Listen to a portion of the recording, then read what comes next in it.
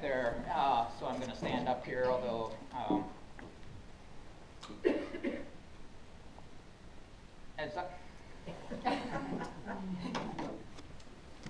thank you very much for this time. I'm really grateful to have just the time to meet and greet and say thank you to each one of you. This day really isn't just about me. It's about what we've been doing for the last 10 years, and you've all been a vital part of that. And I thank each of you for your part in it. I am going to talk a little bit about, I guess our working title is past, present, and future. I don't know how much that'll be an accurate title, but I have thought a little bit about our beginnings, and I actually went through some files and I pulled out this article. It's an article from the Journal of Human Development, volume 26, number 2, 2005, which was just 10 years ago. It was published. It was an article that Mike Brown handed to me when he hired me to work at what was the CPE program to create something new that would teach people how to do prophetic ministry in the community. And this article begins with these lines: devastating civil and international wars are destroying entire societies. Sexual trafficking is enslaving children and women. Intolerance is fueled by current politics. The environment is ravaged for the sake of corporate profit, leaving more and more people without water and arable land, and land that is sickened by toxic pollutants. As the 21st century begins, we face a world in extremis.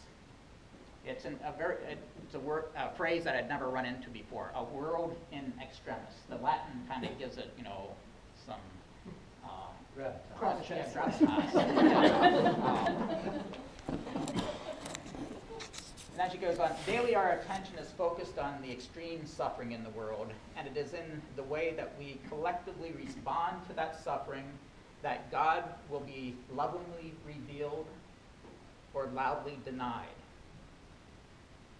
My goal in writing this article is to focus attention on the dramatic global and local realities confronting us, to address the urgent need to form ministers capable of seeing these realities as they are and of responding meaningfully to them in concrete solidarity with those who suffer most, and able to be both pastoral and prophetic in working to alleviate not only the suffering itself, but also the conditions creating the suffering. Mike handed that article to me and said, this is the article, and it's going to be the blueprint for our work going forward. And I think it has in many ways throughout 10 years been the blueprint for our work. So that is kind of our past in a nutshell. And it really is, in terms of how we move forward, we've kind of been formed by Amos to be those public ministers facing the suffering of the world with open eyes, and then responding to address not only the suffering but the causes of it. We developed a curriculum that we first used to teach people how to, about these concepts. I would love to show you a little YouTube video that is a 3-minute thing, and I'm not going to take the time to do that here. But I would encourage you to go home and look up on YouTube just the phrase, the L curve. It's about income distribution. It was put together by a high school math and physics teacher out in California back in 1992 during the Rodney King race riots, that the way they've been referred to. And in 1992, he was just talking to the class about economic disparity, and he said, I wonder what it would look like or how can I teach these kids, what it really looks like? And what he ended up with, and I'll describe the video, and I'll try to do it in less than 3 minutes. And it's a really old-fashioned video. It was created a long time ago, and this just came out of a high school classroom. But what he imagined, and he's a physics teacher, and he has this very, and 1,000 times 100, and that kind of math voice. But he just puts the population on a football field so that we can think about 100%, and then he puts the earnings of every percentage of the population of the U.S. on one of the yard lines in a stack of $100 bills, and all across the football field you can barely see those $100 bills until you get to the 1 foot line, and then the graph goes straight up. And it goes up past, first he puts on the graph beside the football field a sequoia, and this is what $100 million looks like. And then it goes up, and then he puts a graph of Mount Everest on the football field. And this is what $1 billion looks like in a stack of $100, just physically what, $100 bills stacked up 1 billion times. And then he says, well, this is what Bill Gates' increase in net worth looks like, and it goes into the stratosphere. And this is simple math, but what I learned and what we were trying to teach is that the inequalities that we're dealing with, the human mind can't, we just are incapable in our human brains of conceptualizing what the difference is between 100 and 1 trillion.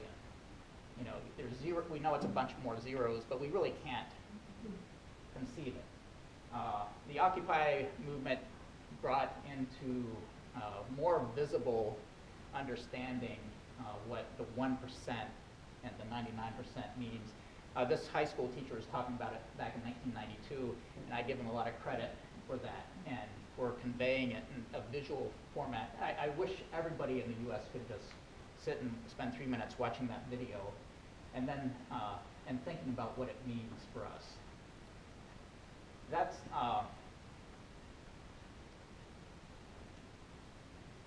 what I think it means for us is that it shows us visually what a world in extremis looks like, just in terms of stacks of $100 bills is what it amounts to.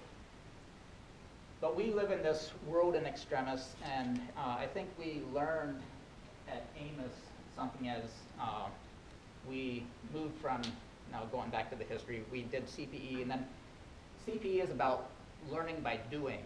You can show a video, you can read a book and all that stuff, but the basis of it is that you practice what you're supposed to be learning, and then you reflect on it, and you do it in a peer group. So we needed some place for people to do social justice work. And so we started having meetings around lacrosse, and people came to those meetings saying, I'm interested in forming a social justice center. And we had more meetings, and then we finally formed something called the Jubilee Center. And the Jubilee Center still exists, but shortly after we started the Jubilee Center, then we had a visit from Joe Ellwanger. And some of you remember Joe Ellwanger. He was a pastor, came out of Milwaukee, but he got his feet wet in social justice working side by side with Martin Luther King down in Alabama. And he had a parishioner whose daughter was killed in the bombing at the 16th Street Baptist Church. And so, we had this, talk about being gravitas, he came in and helped us think about networking with them in Wisdom and the other groups around Wisconsin. We decided to go that direction.